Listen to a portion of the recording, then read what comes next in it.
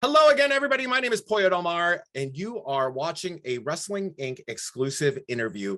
Today, I'm very excited to talk to NWA superstar, former national champion, as well as world tag team champion, Aron Stevens. Hi, Aron. Hello, how are you? I am wonderful. I'm so grateful that I got to do NWA Empower, which gave me the opportunity to twist your arm so that we could do this engagement, this yes. interview. Yes. No, I'm very, very happy we got to do it.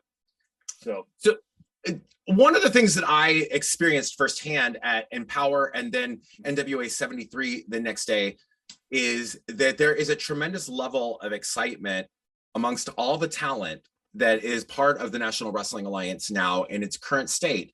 And I was wondering if you could talk about that sort of collaborative feel and vibe that everybody has, where they seem to be really pushing to establish this product as something that will continue for generations. Yeah, it really is funny, right? Now that's cool that you picked up on that vibe when you were there. As speaking from someone who was completely out of the wrestling game for several years, I've actually told the story on a bunch of podcasts, but I'll just, for continuity purposes, I'll tell it here. Like, I was happily in Hawaii filming an episode of Magnum PI, playing Mr. Actor, thinking, oh, great, my career is taking off. This is awesome. Got a phone call about the first set of power tapings, and I'm like, I don't know. And then, well, you already have a plane ticket, so just come on. So, okay. So I went, and then I flew in a day early. And when I first got to GPV Studios, I just remember, vividly walking in, and I walked in on the top level and like looking down, and I saw the whole thing, like the announce desk, the ring with the NWA letters on it, and the interview table. And I was just like, oh, okay, this is cool. And then from there, it was just the fans. We had been kind of not relegated, but we had been based out of Georgia up until this most recent pay-per-view, of course, in St. Louis. And man, they talk about putting the National Wrestling Alliance. Our fans are completely rabid. And the cool thing about our fans is they are not wanting necessarily to do anything else other than just take it in for what it is. Take in, and we joke in the back, we call it wrestling. In terms of how we present our product. Our product is very, very, look, good guys, bad guys, you're going to know who the characters are, and, we're going to get right down to business. And it's storytelling, and it's kind of everything good about the way wrestling was. Because and there's so many positive aspects about the business today, right? I think athletically, we've never seen a time like this when, the in-ring stuff is just absolutely phenomenal. But people, I think if you kind of just listen to them too, number one, like, I'm not going to say read the dirt sheets or anything, but like, if you listen to a crowd, in my opinion, what's missing is stars. Like, when someone's music hits, how come the place isn't exploding? That, excuse me, I'm fighting a sinus cold, but that right. is, to me, what the magic was. See, I always, like, every time my music hit, it was just like that, or boo, and I'm going, all right, good, this is going to be fun. And it was something that, in my opinion, has been lost a little bit in translation. And with NWA, it's not like that. And it's jokingly, we call ourselves the little engine that could, in terms of, we are just, it's one step at a time, right? At what happened at the Chase with Empower and 73 was absolutely, in my opinion, astronomical in terms of the forward progress. Agreed. Of us. But, and also, like, kind of putting us on the map, I think, a little bit, to where people that have just, like, they've heard about it, but they haven't seen it. They just kind of went, oh, okay, this is different. Because, you're still going to see the athleticism. You're still going to see all the updated version, all of the 2021 version of pro wrestling, but we do 2021 wrestling, and I think that, and if anyone is unfamiliar with the term, it's again what I said, how the product being presented in a very simplistic, easy to digest way. One of the things that I have loved about NWA since it relaunched on as a YouTube series first, and the Empower kind of era, or sorry, the Power era rather, of National Wrestling Alliance, is that the audience participation, when you're especially in that studio, studio environment, the audience seems to in many ways dictate a lot of the direction, it feels like, almost, of the product, as opposed to other products where I feel like what fans respond to or want or don't want seems to play no role whatsoever. Yeah. What's interesting is to me, right, it's the creative freedom that a lot of us are given in NWA. Where Billy, being as much of a creative individual as he is, I mean, I would argue him, as opposed to any other owner of any other professional wrestling company in the world, on an individual basis, is far and above anyone on the creative level. Just like, look what he's been able to do in terms of, right. His music career and everything else. So it's very interesting to work with him, in the sense of, like, he is very much like, okay, I have an idea. What do you think? Do what you want. Okay, thanks. So it's like, you kind of get your marching orders, and you just go from there. And he has been so amazing to work for, and at the same time, what he brings to it, some of the stuff, like, he has said, hey, what if you tried this? What if you did this? And it's worked phenomenally. And it's just a pleasure to be there. And I think a lot of talent, they have very similar experiences, and it's just a good thing.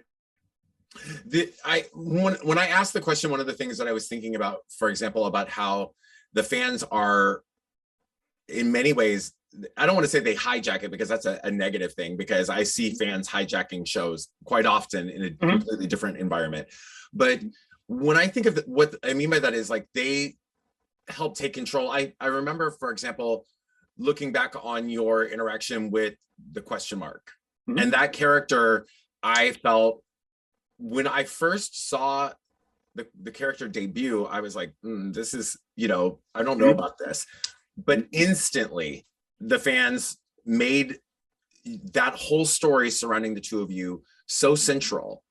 And I think that I don't know that could have happened if they had not taken to that character and your presentation of your character simultaneously so incredibly well. Yeah, it's interesting, right? Like, how, when you say fans, it's interesting that you say fans hijacking a show, because to me, that's what the show's for, right? If right. fans are going to just kind of like clap and whatever, I think what's happened is that some people, and I'm not going to name company names or anything, but like some people in other companies have let their own vision hijack the product, which is why a lot of different products are a little bit dry and needing a little bit of a pep. Now, not to say that there's not good elements in every wrestling company out there, because there is, but in terms of, again, the lifeblood of the business, in my opinion, has always been the fans, and that's why you do what you do. With the Question Mark, and it's just a matter of having your ears open, and however you want to present a character, right? Whatever your character is, if you go out there, and I always say, buy some Q-tips and make sure your ears are clean before you go out, because that, like, in wrestling, that's your most important tool. Because if you are not listening, then you will become stagnant. And like a lot of people, they rely on, whether it's a move or an entrance song or whatever, eventually that's going to get stale. Now, it could be years, and you could have a great run. I mean, there have been top guys that have kind of done the same shit, but eventually you're going to have to switch it up. So if you're listening, and you're listening, like, okay, they're buying this, they're not, I think I could try this. And also, you have to not be afraid to try stuff, because, it's like fishing, right? You throw it out there, see what they bite on. I mean, that's kind of the, in my opinion, in my experience, like the essence of how to kind of have longevity in wrestling.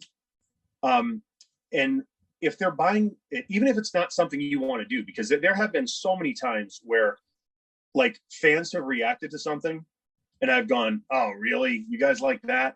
And personally, I'm like, not exactly what I wanted to do. However, as a performer, when I'm out there and I either have their, adulation or anger and hostility, and like the volume is up, and when I'm out there, they're making noise and screaming, then hey, who am I to let my own individual wants and needs get in the way of a good show?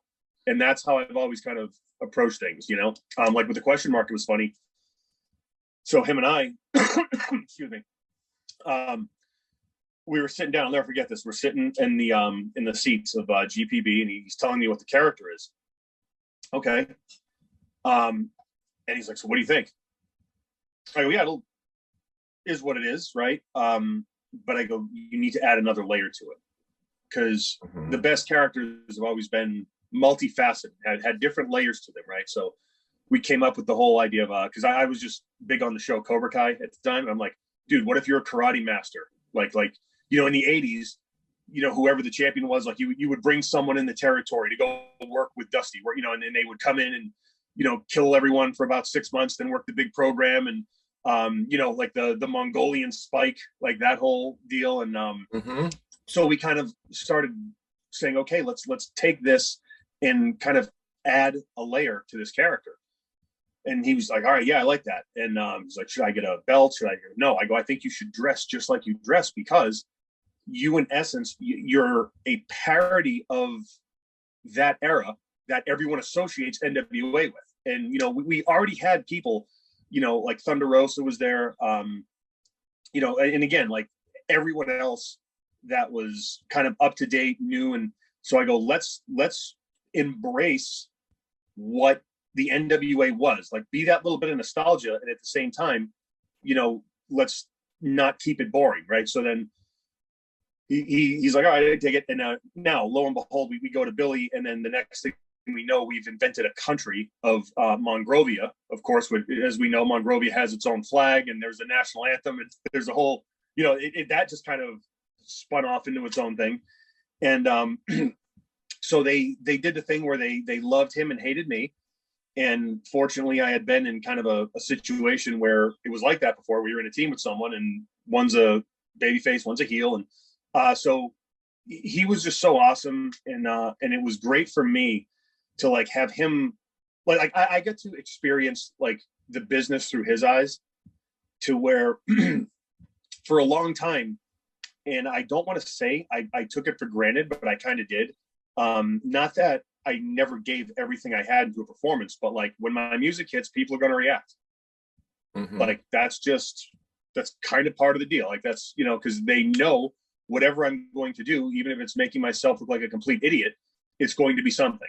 Like I'm not just going to go out there and have a match and then come back and worry about, did I put the headlock on? Okay.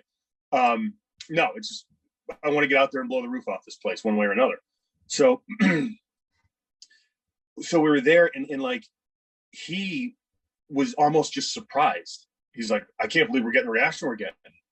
And I'm going, dude, well, like, what do you expect? Like, what do you think we're doing? Trying to just get on base? No, like we hit a grand slam, but I kind of had to stop myself going, oh yeah, like not everyone gets this. Not everyone kind of has that genuine appreciation from the fans. And I'm not even using adulation. I'm saying appreciation, because it's like, it's the performer behind the character type of something. You know what I mean? Am I kind of communicating that enough? No, I fully understand it. Not everybody in their career, even people who have a career that might have paralleled what you've done, have had the experience of connecting with the audience in the way that you have.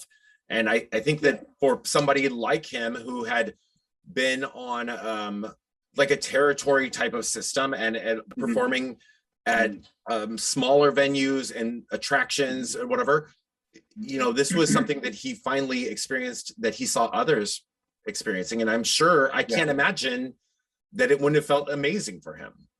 Yeah, and it was because him and I were we were close for years in real life. Like we had been friends for about 5 years prior to us being paired on Power. So like I was forced to kind of re-examine my relationship with the wrestling business because of that. I'm going, oh, yeah, like God, this business has been amazing to me. This has been like the best thing that ever happened to me. And at some points, you know, but to have my friend call me up and be like, dude, I was at an autograph signing. I couldn't believe the line of people. And like, there were people that I grew up watching that my line was longer. They loved the character. And it made me feel good. And it also made me kind of say, you know what? I really don't want to waste time, like, because I was angry at the business for a while. Like I just said, you know what, enough. And that's why I left. And then I was in it, like with NWA, but I wasn't completely sure. So now it's like, you know, with acting and everything being the way it is, it's like I can still wrestle full time. And that's kind of my goal now, is to start really just kind of amping things up and proving to myself that I can do this on a full-time basis again. And, you know, it's a wonderful thing to experience, but I just wish that he was here to be able to experience it with me. You know, the reason that I think that I am always kind of fascinated by the experience that, you know, question mark Josephus had is because in a lot of ways, like it resonates with me. You know what I mean? I'm not a young person. I've been in love with this industry for a long time. And, you know, the fact that I very recently found myself on a show with like people like you and these legends, it's mind blowing when you've waited and you never thought it might happen for you. Whereas somebody like you started quite young, you had success, you know, you had a very different trajectory. So, one of the things I wanted to say about that relationship, obviously it impacted you, his passing impacted you on a really personal level, yeah. But we saw a lot of that play out in a kind of, you know, a 180 turn for your character on screen. And it's been teased, it looks like it's being teased at the moment that you might return to, you know, some of your previous ways. Well, we'll have to wait and see now, shall we? we shall. But I was wondering, you know, if you could talk about that, because you really did play out on screen, you know, like the change of heart that losing somebody so close to you has. Yeah. So yeah, we were scheduled to come back. You know, we're coming back from the pandemic, and it was on a Wednesday, I believe. And the funny thing was, he had posted something on Facebook. I think it was the last thing he posted. It was a picture of him and I when he had come out to LA, and we were hanging out, and he's like, "Oh, we got to break bread together soon." And, you know, I remember I liked it. I was in my kitchen cooking breakfast, and that night I got the call, and I was like, "No, he's not. What? No, I talked to him 2 days ago, and he posted something on Facebook today. What? No." And then, yeah, you know, it sunk in. So that was just that was across the board, you know, it was just devastation in NWA. No one really knew kind of how to react. Because he was such an integral part of both on screen and off screen. And a lot of the stuff he did backstage, like the commercials and everything, and just the creativity that he brought was just absolutely incredible. And so it was about a week after that, or maybe two, I don't know. I got a call, and it was like, "Hey, we have to do you and Nick the pay-per-view because you know, we're coming back cold. You know, just okay, NWA's back. And you know, we want to make this a tribute show to Josephus. So, like, we would like you to wrestle a match, you know, for Josephus." So I'm like, okay. Now, I had not been in a ring. I hadn't been in a gym because out in California, all the gyms are closed and everything. And I was probably in the worst shape of my life. And it's like, okay, now you got to go wrestle 20 minutes. And so in my mind, I'm going, well, this is going to be something. And I remember I tried getting in a ring and like moving around to see where my win was. And I'm going like, you know what? No, I go, this is like, it's been probably 4 years since I've had to wrestle a match like this, like that high intensity main event style match. And I'm going, you know, I either got it or you don't. And that was a, you know, going back to the, like my Killer Kowalski training, it just, he said, he goes, yeah, you can, excuse me, I say, I'm about ready to talk about blowing up as I'm coughing. That's the irony there. But he would say, you can blow up. You're fine. You can blow up in the ring. Just don't ever sell it till you get to the back, because none of my students blow up. So that was always my philosophy. Like I've never blown up because I'm just like, oh, it's a mental thing. So again, I just went in there cold with them. I'm like, all right, we're gonna do this. But from a character standpoint, you know, I didn't have an option. You know, this was someone who I loved and still love very much. It was a tribute match to him, and you know, there was other circumstances, you know, some behind the scenes stuff, and like at the end of the day, I just had to take a breath, and I said, you know what? To a degree, right? Like I'm known for doing different characters. I've been everything from a smart guy to a stunt double to a karate man to like all these different things. But there's always been in my own mind, it all comes from a very genuine place.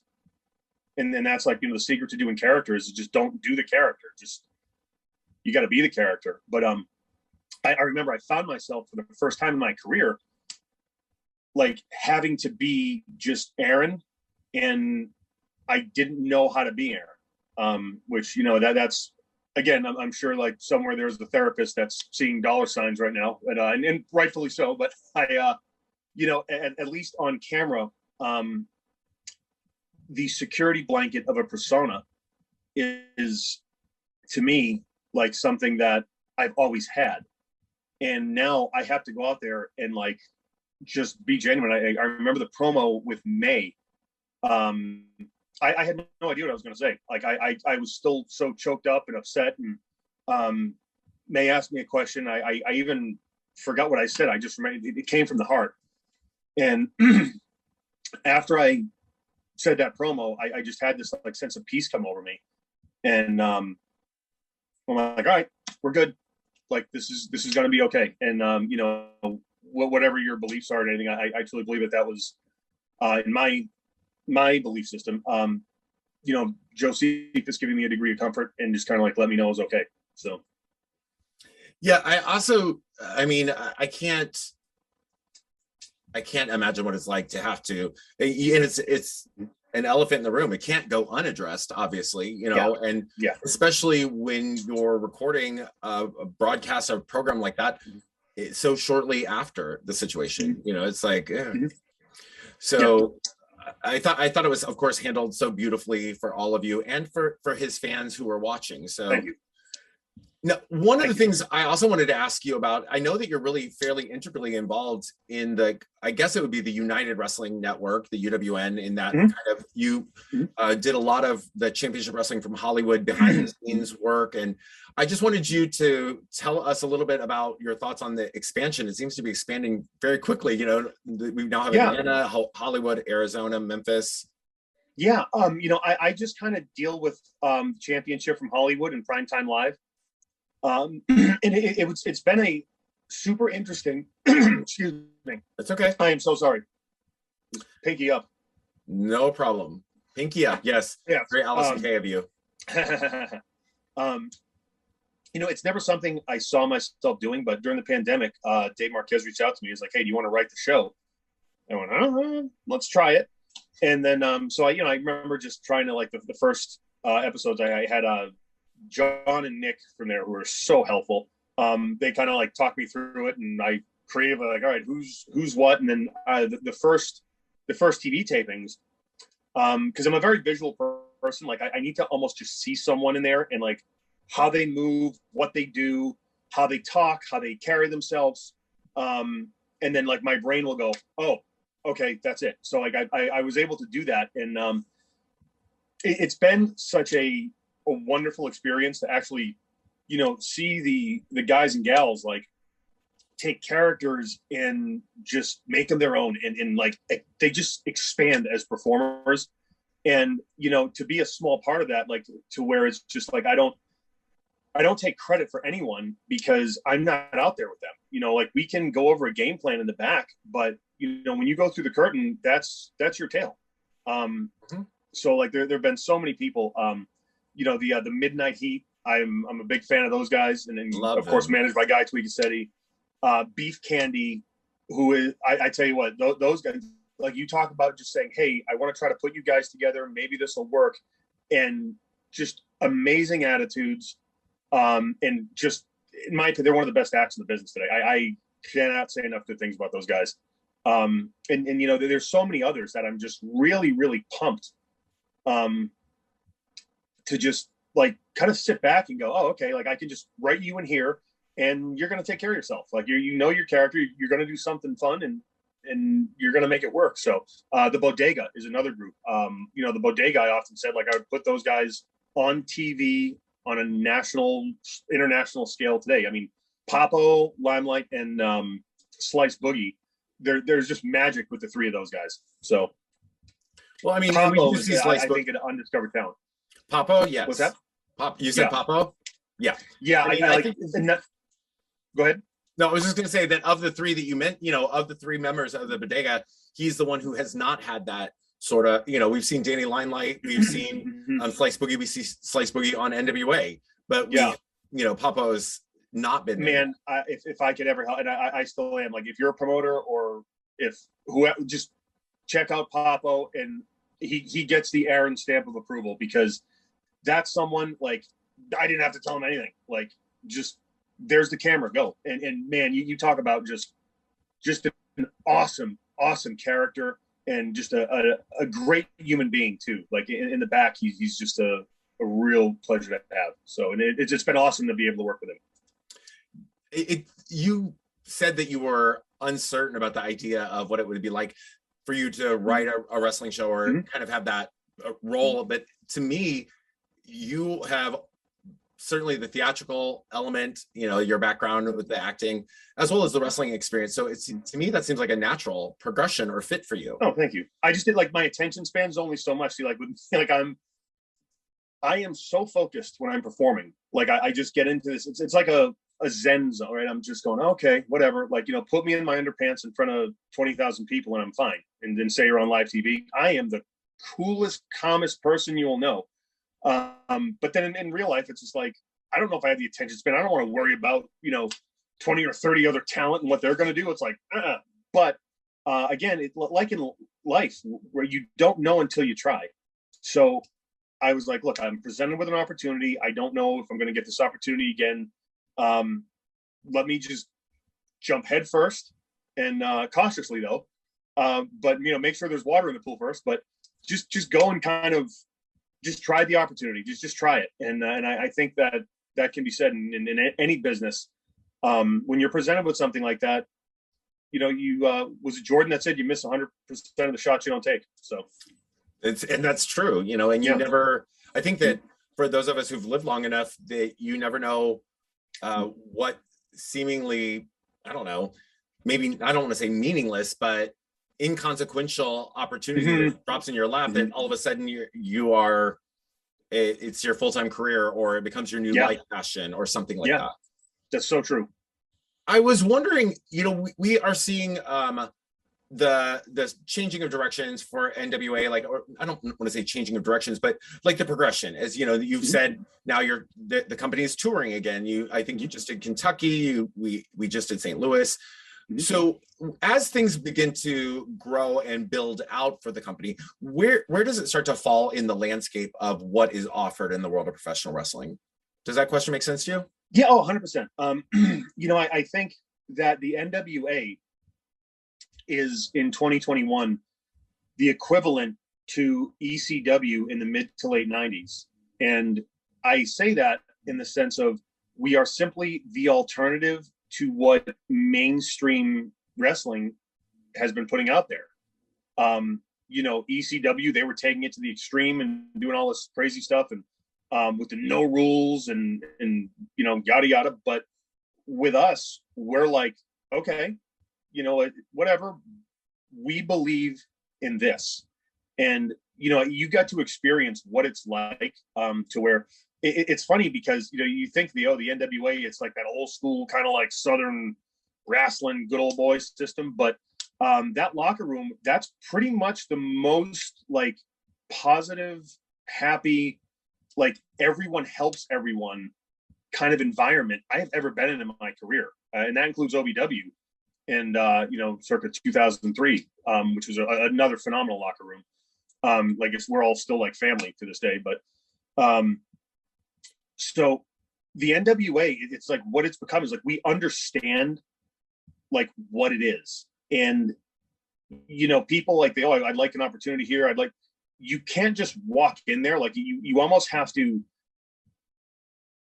either have worked that style, have been trained, or kind of know a little something. Like if you get in there and you just start, doing a bunch of stuff that doesn't make any sense and not really, like if your mic skills aren't up to par, if your character isn't on point, and not asking people to go out there and be, like a Stone Cold Steve Austin, because there's all different levels, right? But like with the younger talent, especially, the people who have been in the business longer, their ability and the willingness to say, hey, try this, right? And you get that one-on-one learning experience in front of a live crowd. So if I was a young talent, I would want to go to NWA only because like you are not going to get, in my opinion, as many people with as much experience as you have. I mean, Austin Idol, like look at Jordan Clearwater for a second, right?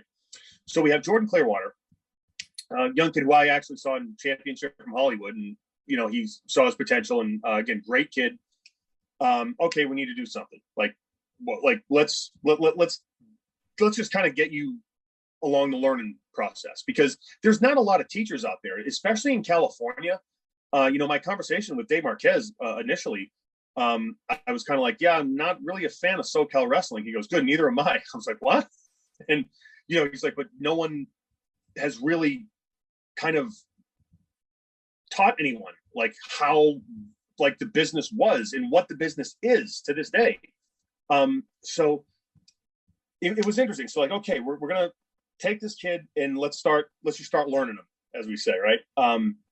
One thing led to another. Okay, gets a shot in NWA. He's well dressed. He behaves, very, very professionally. Fits right in, not a problem. And that's the same could be said for Slice Boogie too. But I'm just using Clearwater as like, because Clearwater's a little bit younger and kind of a, I guess what we're talking about. So now, okay, he does a taping or excuse me. He does a taping or two. Do you have a ponytail? Oh my God, it is. I need a haircut. I so need a haircut. I know. You turned your head to cough, and I noticed that you had a ponytail. Aaron Stevens, yeah. I'm disgusted. It's horrible. I mean, I could do this. This is like totally. I'm totally Florida right now. Right? I was just messing with you. Look, you're a superstar. Yeah. You can have a ponytail if you want. No, I mean it's horrible. I believe me. I understand. But, so Clearwater, right? Like he's there, and. Okay, two tapings go by. Pat Keeney, who, by the way, is a godsend in that position. Pat Keeney, I cannot say enough good things about Pat Keeney as someone to work for, as head of talent relations. So just that's a. I also had an amazing conversation with him. Remember at the bar the night after, the night after Empower, yep. we had such an awesome conversation. So, but go on. Yeah. So. Everyone's sitting there, okay, let's give this kid something. All right. So he becomes in this like okay, the golden boy, but then Tyrus wins the TV title from Pope. He's now involved with Austin Idol. And so this last set of tapings, like Clearwater was in more promo segments and than almost anyone on the show, and he is out there live. Excuse me, listening and learning from Austin friggin' Idol, who is arguably the best promo guy ever. Watch that. Tyrus, who has the experience that he has, and he's working with these people. He's working against people that have, and then he's just like, oh wow, this is what this is, and that is how you learn. That's how you get better, right? Like you can go to wrestling school all day, and that's a good thing. but you're not going to truly, as a performer, expand beyond the realm of like, okay, you may learn a cool move or work on a flip, and that's good. Mhm. It's good to do that. But to truly become special, you need that connection with the people. And you're not going to get that until you've actually been out there. And, you know, I say live rounds, right? Like we're going to be firing live rounds, which is you're doing everything at 100% physically in front of people. And that's when you have to kind of develop that mechanism in you that just says, okay, I need to remain calm. I'm not going to panic here. If this happens, I'm not going to panic. If that happens, I'm not going to panic. You know what I mean? And you just kind of have to have that. And you don't train for that. You just have to kind of be put in those circumstances enough times to say, okay, this is it. So like it's amazing to watch what's going on with him. And there's like Marche Rocket. Again, same thing. You know, he's in there with guys that are experienced. He's doing his thing. He has a phenomenal attitude. Mims, I tell you what, that kid, he was so nice. I mean, Marcia, that all of the people that you're talking about, for viewers or listeners, depending on which format you're seeing this in or in taking this from, everybody that you just mentioned was stellar to be around. Like just a joy at NWA. Yeah, and I think like pretty much everyone in our locker room is like everyone. You know, again, if you look at us collectively, we look like a pirate ship. I mean, Chris Masters, Kratos, Jordan Clearwater, Tyrus, Austin Idol, like, I mean, my God, yeah, Camille, Tom Lattimore, Tim Storm, Trevor Murdoch, like, right, like every one of us, we literally look nothing like anyone else. So it's like this weird kind of just eclectic version of again, like the proverbial pirate ship, as I say, but yet everyone helps everybody. Everyone is so cool about just bringing each other up. You know, Pope is another one. You know what he does, like helping younger talent. You know, always doing the right thing for business, yet making sure that he doesn't lose value as a performer. And that's why I think, you know, in our locker room collectively, the people that are more featured, right? Like none of us are worried about our spot because we are all very much secure as adults in our own self to be like, we can take care of ourselves. Like I'm not worried about anyone taking my spot because frankly, there's not another me. You know, the same thing with Chris Masters. Like there's not another Chris Masters. There's not another Nick Aldis, right? Like we're very much like, no, we are our own individuals. Like we are our own selves. So like just to go out there and to perform at the highest level we can and put on the best show, that's what the really kind of like the stage is, you know. And I say this too, and I'm just gonna throw their names out there because I forgot to mention, but Jax Dane and Crimson, I mean those guys, you know, like these are all people that if you were to go into a bar and you were sober, you would think twice about trying to start something with them. Well, you know, because listeners, viewers, let me tell you something. I'm not a small person in or out of this appearance. And the men that you're talking about are like doors, like walls. Like some of them are legitimately, Marche Rocket is gigantic. I had no idea how, like, same with Crimson. Like, you know, Nick, I had no idea these people from watching, I'm like, oh my God, these guys are like a brick wall. You know, I wanted to, right before we started recording, we had mentioned, and I just wanted to touch on it because of the fact that being who I am, and I think you mentioned that you had known Chris Kanyon, worked with Chris Kanyon. You know, we're recording this on the heels of the Dark Side of the Ring episode, and I just wondered if you could reflect on that, you know, from a firsthand perspective of having known him. Yeah, you know, I did not know he was struggling the way he was, and I don't think many people did. A big part of the problem that nobody knew, presumably. Yeah, and my only thing, and God, like let's even, and I'm not taking away from Chris, obviously, because we're talking about him, but like, you know, how he left this earth was beyond description. You know, you go, it's tragic. Like, no, tragic is buying a new car and then totaling it before you get home. Someone taking their own life because they don't feel there's a way out, they don't feel they're worth anything.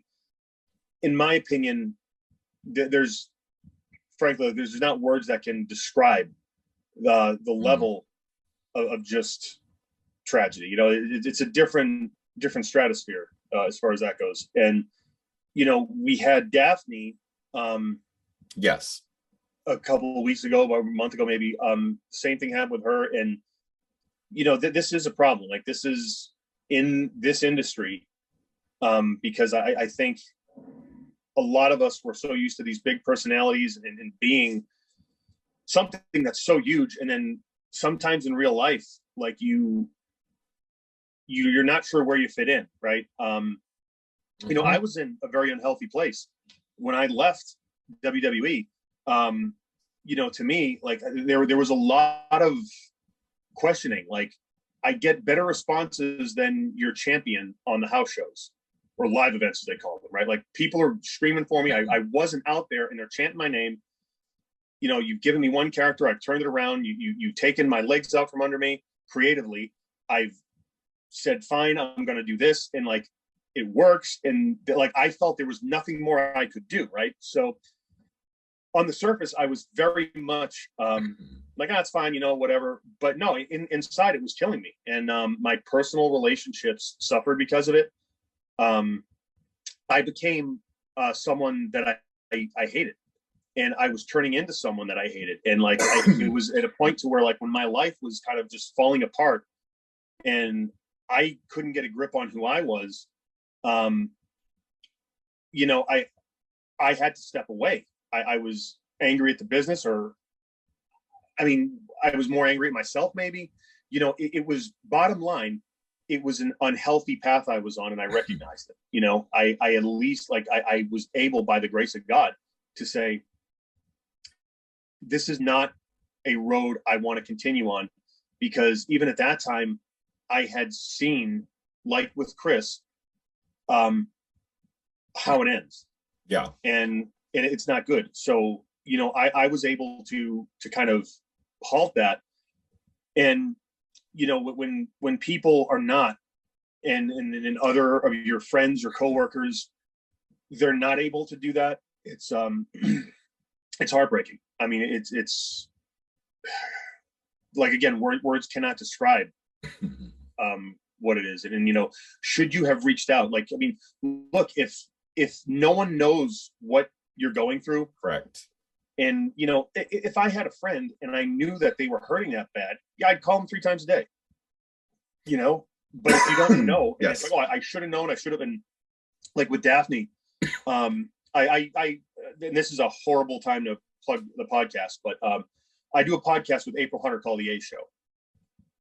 And April knew Daphne very well. And, April was like going through, like, oh man, I just wish I would have done this, that. And I said, no, like, you were there for her all you could have been. And all, like, you talked to her, you reached out to her, you checked in on her. And, I guess, is it survivor's guilt, what we're saying? Yes.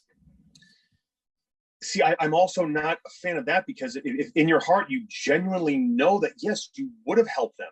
If someone calls you, of course, and it's like, hey, I need help, and you're like, no, I got a pizza coming, and a couple, like, okay, yeah, then you should probably have it. But like, when you're genuinely friends with someone, there's, you don't let it get to that. But it's also, on the flip side of the coin, it's letting people know you're not okay.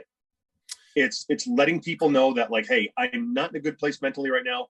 Can you just sit on the phone with me, or can I get help? And there's, which we deal a lot with the subject of mental health on the podcast. So, there's hotlines you can call. There's a suicide hotline. Like, you can Google it. And I always say, like, take a breath. If you are in a position to where you are thinking about, making a decision to end your life, and you're there, and you're really feeling like in that dark place that's void of anything, take a second and take a breath. If that's all it takes, right? You just take 1 second and say, okay, you know what? Breathe in, breathe out. And then after that, take another breath, and then another one after that, and then ground yourself and call someone. But just before you make that decision, I mean, there's so many people that that can be affected by that. And it's a subject that I think, if anything, the passing of Chris, the passing of Daphne, and so many others, their stories being told in this way, it's only going to potentially help people if we can have discussions like this and talk about that side of it. And